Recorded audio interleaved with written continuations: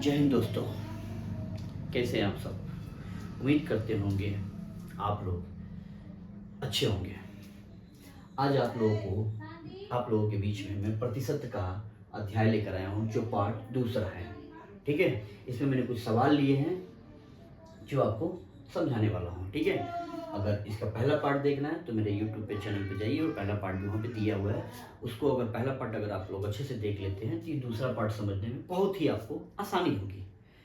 जिस तरह से मैंने उसमें कुछ शॉर्टकट ट्रिक बताया था कि अगर वो याद रहता है तो आप डायरेक्ट देख के आप सॉल्व कर सकते हैं। अगर नहीं है तो भी आप घबराइएगा नहीं, यहाँ भी हम आपको सारी समस्या का समाधान कर देंगे। ठीक है, तो चलिए बिना समय गंवाए क्वेश्चन की शुरुआत करते हैं। जैसे पहला प्रश्न है, यदि किसी संख्या में 24 जोड़ दी जाए तो वह संख्या स्वयं की 137 सही 1/2% हो जाती है, तो मूल संख्या क्या होगी। जैसे मैंने कहा, कोई एक संख्या है जिसमें 24% जोड़ दी जाती है तो वह संख्या स्वयं की, जैसे मान लीजिए मैं कहूँ कि कोई मान लो ये एक संख्या है, इसमें मैंने एक 24 जोड़ दिया तो वह संख्या यानी कि यह संख्या स्वयं की 137.1/2% हो जाती है। समझ में आई मेरी बात। तो वह मूल संख्या यानी पहले वाली वो क्या संख्या है, यही पूछना चाह रहा है कि वो क्या संख्या थी जिसमें 24 जोड़ने पर 137 सही 1/2 आया है। ठीक है, तो जैसे हम इसको करेंगे तो हम यहाँ पे 137 गुणांक 1/2% का हम पहले भिन्न निकालेंगे। तो इसका भिन्न निकालेंगे तो इसका हो जाएगा 2 × 14 और 14 में 1 जोड़ देंगे तो हो जाएगा 15, 15 का 5 हासिल लेगा, 3 × 6 में 1 जोड़ देंगे तो हो जाएगा 7 और 2 1 में 2 यानी कि 275/2 और प्रतिशत हटाएंगे तो 2 जीरो यहाँ पे लगा देंगे। पिछले क्लास में मैंने ये चीज़ बताया है कैसे आएगा, एक बार आप लोग पिछले वाले वीडियो में जाकर देख लीजिएगा। ठीक है, अब इसको हम थोड़ा और छोटा अगर करना चाहें तो ये हो जाएगा 25 से अगर दोनों को कटाएं तो ये हो जाएगा 25 और 8 200 और 25 और 8 200 25 यानी कि 11 बार में 25 का अगर पहाड़ा 11 बार हम पढ़े तो ये हमारा 125 आ जाएगा। 25 से कम में 25 और 2 इसमें बचेगा, फिर 25 से कम में 25 आ गया। तो यानी कि ये जो है संख्या हमारी मूल संख्या है। कौन सी संख्या है? मूल संख्या है। इसको हम प्रारंभिक संख्या भी बोल सकते हैं,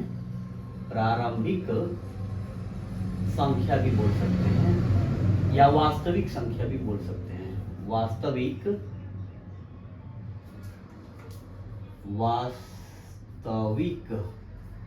संख्या भी बोल सकते हैं। तो कह रहा है कि जब 24 जोड़े थे तो हमारा ये 8 है, तो 8 से जब जोड़े हैं तो ये हमारा बन गया है 11। 8 मूल संख्या था, जो हम 24 जोड़े हैं तो ये हमारा 137% हुआ है। उसी तरीके से कह रहा है जब 8 मूल संख्या है, जब जोड़ने पे आया है तो आ गया 11। तो 8 से 11 कितना अधिक है? तो 8 से 11 3 अधिक है ना। 8 से 11 3 अधिक है। 8 से 11 3 अधिक है। तो अगर 3:24 होता है, दिया है ना सवाल में, यहाँ पे 24 हो जाती है। अगर इसी बढ़ी हुई संख्या का मान पूछ रहा है आपसे, इसी बढ़ी हुई संख्या का मान यहाँ पे दिया है कि 24 हुई है। कहा है जब बढ़ाए हैं 8 से 11 की है कि 3 बढ़ाए तो 24 ही तो बढ़ा है ना। तो वही कह रहा है कि 3 का अगर अनुपात निकालेंगे तो 24, तो 1 का अनुपात क्या हो जाएगा? 8 नहीं हो जाएगा। तो पूछा है मूल संख्या क्या है, तो मूल संख्या क्या है? तो मूल संख्या 8 है। तो जब 8 है तो 8 में हम कितना बढ़ाए हैं? 8 में अगर एक संख्या का वैल्यू अगर 8 है तो 8 का वैल्यू कितना हो जाएगा? 8 × 8 बराबर हो जाएगा 8 × 8 64। यही हमारा हो गया है मूल संख्या। 64 हमारी आ गया है मूल संख्या। फिर से मैं एक बार बता दे रहा हूं, जैसे मैंने कहा किसी संख्या में अगर 24 जोड़ देने पे 100 वह संख्या स्वयं की, मान लीजिए मैं अगर 100 हूं तो 137 हो गया। ये मेरे कहने का मतलब है। उसी तरीके से यहाँ पे अगर मैं 8 हूं, अगर उसमें जोड़ा गया है कुछ संख्या तो मैं हो गया हूँ 11। ये समझ में आया? तो मुझ में जो जोड़ा गया है वो कौन सी संख्या है? तो 3 तो है ना। तो 3 का मान अगर 24 है तो 1 का मान 8 नहीं हो जाएगा? और जब एक का मान 8 हो जाएगा तो 8 का मान पूछा है कितना होगा, मूल संख्या पूछा है, तो 8 का मान 8 गुणे 8 बराबर 64 नहीं हो जाएगा? हाँ या ना? समझ में आई मेरी बात? तो हम नेक्स्ट क्वेश्चन पे चले। ठीक है, उसी तरीके से एक दूसरा सवाल लेते हैं। ये कह रहा है यदि किसी संख्या में 1000 घटाई जाए, यदि किसी संख्या, मान लीजिए मैं एक संख्या हूं, इसमें से 1000 निकाल दिया जाए तो वह संख्या स्वयं की 66.2/3% हो जाती है, तो वह मूल संख्या क्या होगी? तो ये जो 66.2/3% है, इसका पहले हम फ्रैक्शन वैल्यू निकाल लेते हैं, यानी कि भिन्न निकाल लेते हैं। 66.2/3% का अगर हम भिन्न निकाले तो 3 छक्के 18, 18 में 2 जोड़ देंगे तो हो जाएगा 20, और 3 छक्के 18, 18 में 2 जोड़ देंगे तो हो जाएगा 20, और 3 है हर में तो 3, और प्रतिशत हटाएंगे तो यहाँ से 2 जीरो लगा देंगे, 2 जीरो से 2 जीरो कट जाएगा, बचेगा हमारा 2/3, यानी कि 3 था हो गया है 2, यानी कि घटा कितना संख्या है? 1। घटा कितना संख्या है? घटा संख्या कितना है? 1 है। तो 1 का वैल्यू, 1 का मान अगर 1000 है, 1 का मान अगर 1000 है तो मूल संख्या पूछा है कितना होगा, तो 3 का मान कितना हो जाएगा? 3 गुणे 1000 बराबर 3000। यह आपका उत्तर हो जाएगा। नहीं समझे? जैसे ये कहना चाह रहा है कि कोई, मान लीजिए मैं एक संख्या हूं, ठीक है, मैं एक संख्या हूं, मेरे में से 1000 निकालने हैं, मतलब उदाहरण के तौर पर 2000 हूं, 1000 निकल गया, तो 1000 निकल गया तो कम ही ना होगा भाई। तो जब कम होगा तो यहाँ पे जब हम इसका फ्रैक्शन वैल्यू यानी कि भिन्न निकाले हैं तो 66.2/3% का अगर हम भिन्न निकालेंगे तो इसका 200/3, 2 जीरो से 2 जीरो कट जाएगा, 2/3 होगा। यहाँ पे हाँ या ना बोलिए। जब यहाँ पे हाँ होगा तो 3 मूल संख्या यानी कि प्रारंभिक संख्या है। प्रारंभिक संख्या अगर 3 है तो 2 हो गया, तो घटा 1 ही है ना। तो 1 का जो पूछा है वो घटाई गई है, तो 1 का वैल्यू 1 ही ना 1000 होगा। तो जब 1 का वैल्यू 1000 होगा तो मूल संख्या 3 है, तो 3 का वैल्यू कितना होगा? तो 3 गुणे 1000 करेंगे तो 3000 नहीं हो जाएगा? हाँ या ना? समझ में आई मेरी बात? मुझे उम्मीद है कि आप लोगों को समझ में आया होगा। ठीक है, अब हम नेक्स्ट क्वेश्चन पे चलते हैं। नेक्स्ट क्वेश्चन है जैसे कि कह रहा है यदि एक वस्तु की कीमत में 24% की छूट दी जाती है, एक वस्तु है, कोई वस्तु का सामान है, उसकी कीमत यानी मूल्य में 24% की छूट दी जाती है, तो पुराना मूल्य वापस लाने के लिए कितने प्रतिशत की वृद्धि करना होगा? जैसे यहाँ पे है 24%,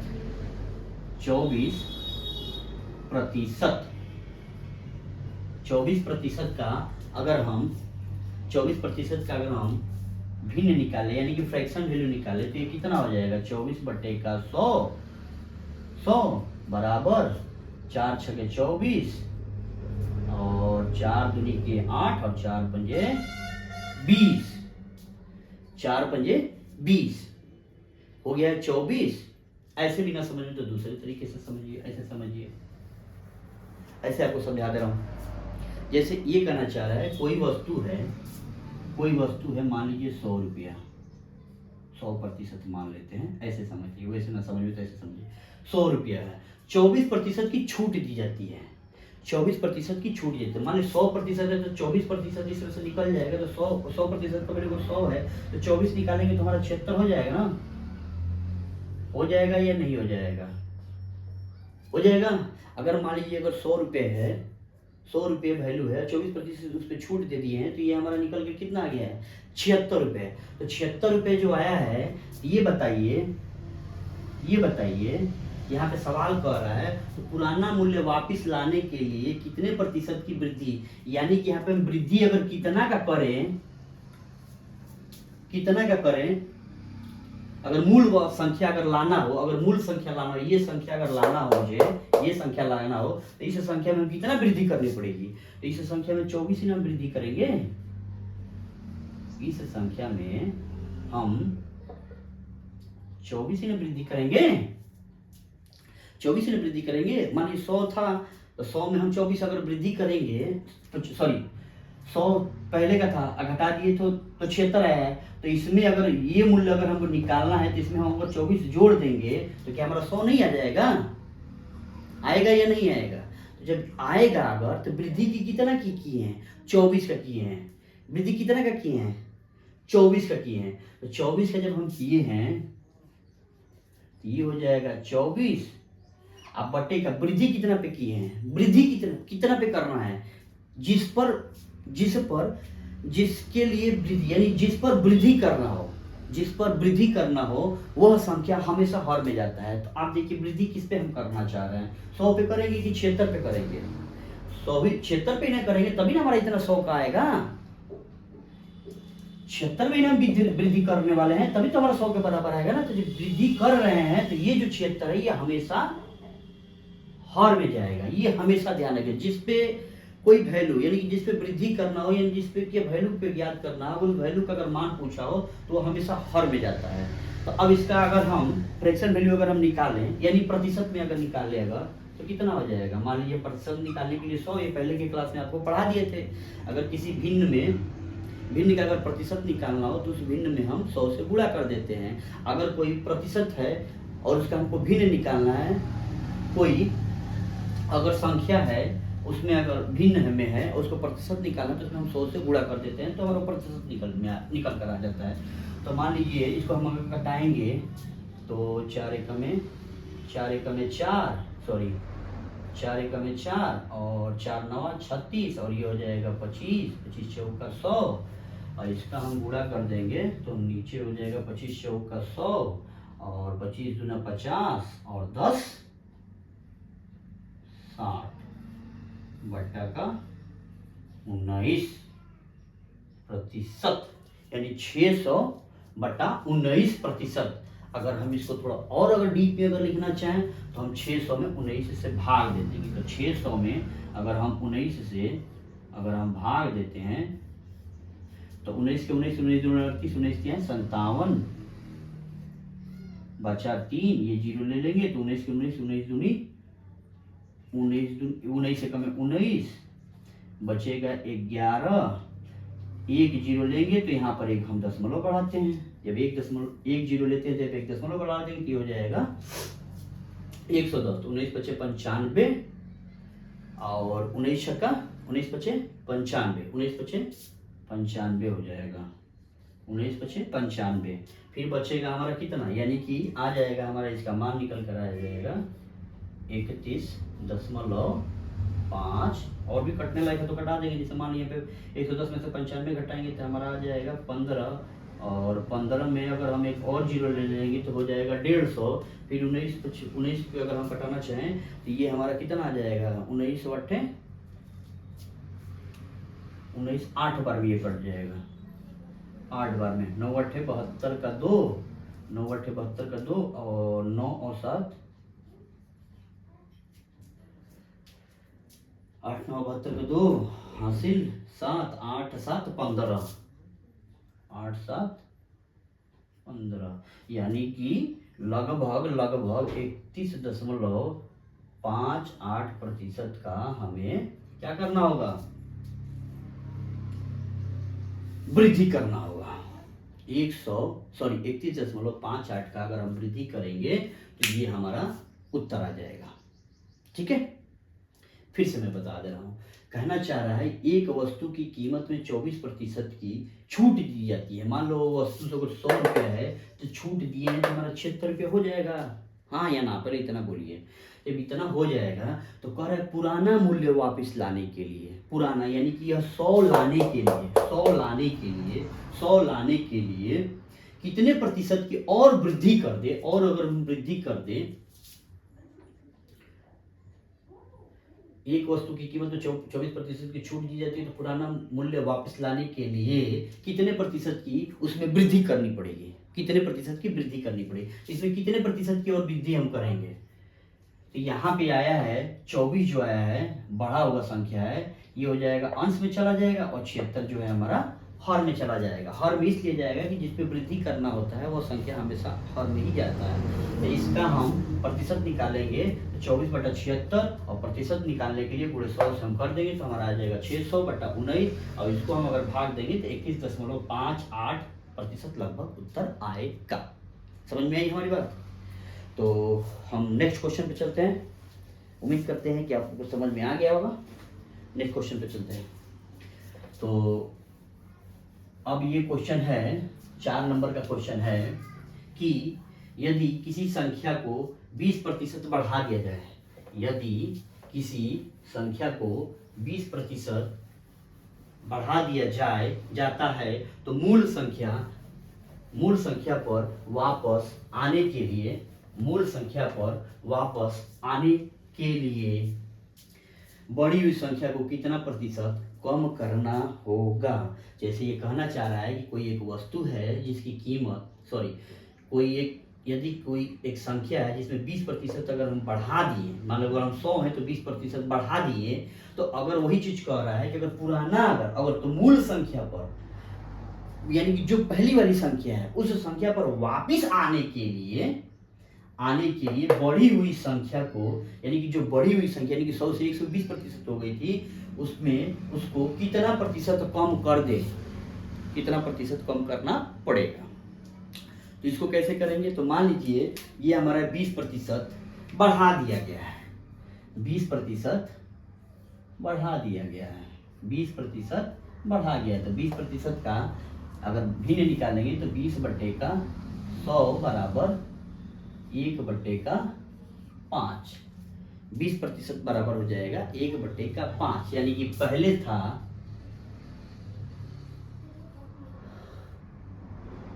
5 और अब हो गया है हमारा, अब हो गया है 1 कम, तो यानी कि 1 कम हो गया है तो 4। पहले हमारा था 5 तो अब हो गया है हमारा क्या 4। सॉरी 20% की बढ़ा दिया जाता है तो मूल संख्या पर वापिस आने के लिए। तो पहले अगर हमारा 5 था तो यहाँ पे देखिए 1% जब लाएंगे, इसको एक बार हम फिर से बता देते हैं। 4 नंबर क्वेश्चन को फिर से एक बार हम बता देते हैं, आप लोगों को ये सवाल, ठीक है। जैसे यह कह रहा है कि किसी संख्या को 20% बढ़ा दिया जाता है, 20% बढ़ा दिया जाता है, 20% बढ़ा दिया जाता है, 20% बढ़ा दिया जाता है।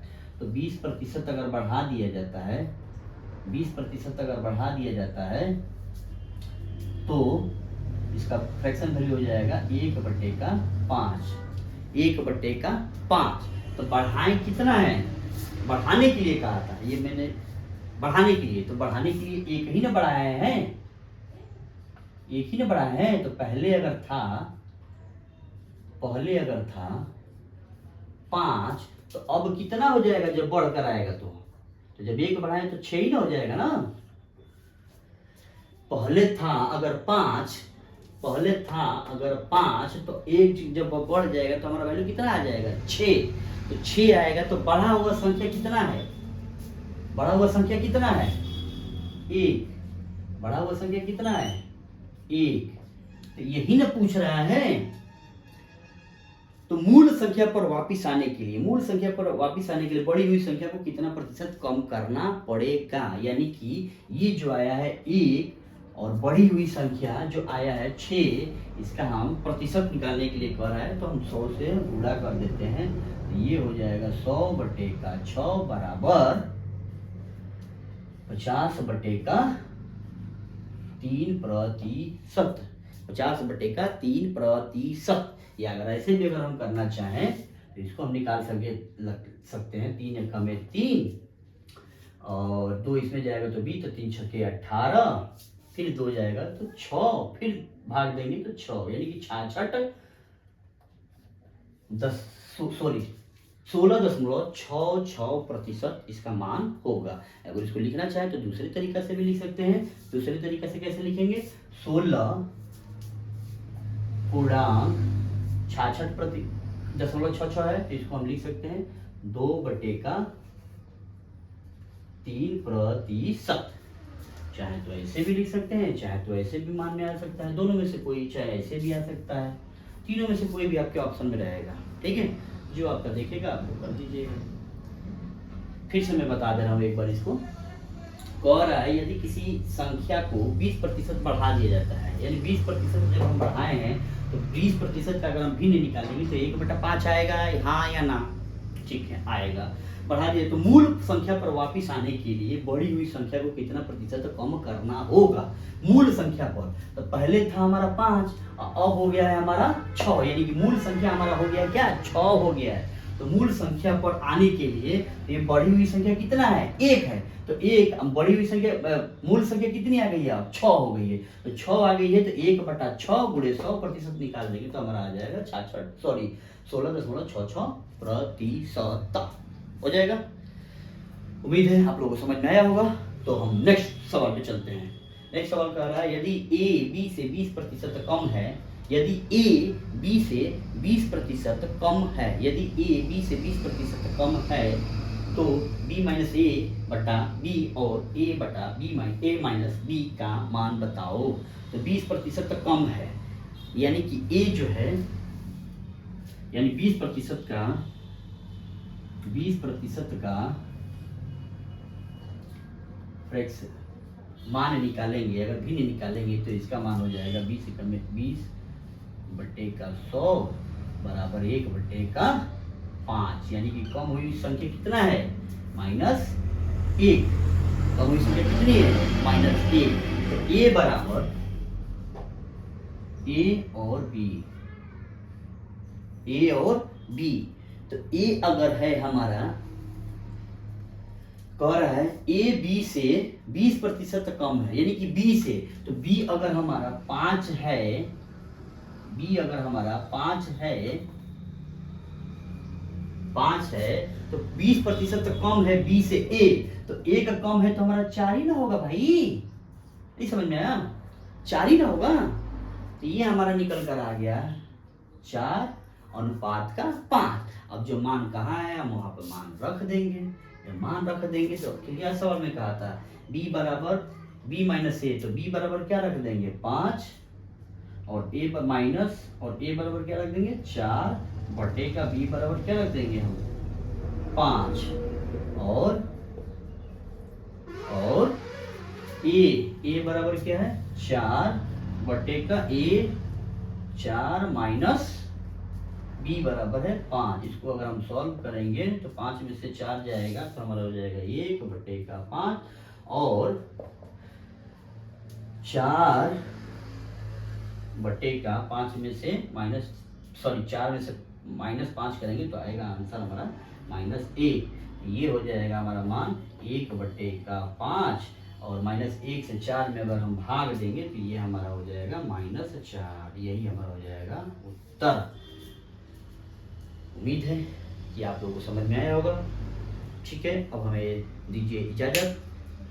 नेक्स्ट क्लास में और भी सवाल लेकर आएंगे। उम्मीद करते हैं कि जो भी चीज़ आप लोगों को पढ़ाए होंगे अच्छे से समझ में आया होगा। ठीक है, और भी इससे मज़ेदार सवाल हम लेकर नेक्स्ट क्लास में आएंगे। तब तक के लिए दीजिए हमें इजाज़त। धन्यवाद। Tata, bye bye.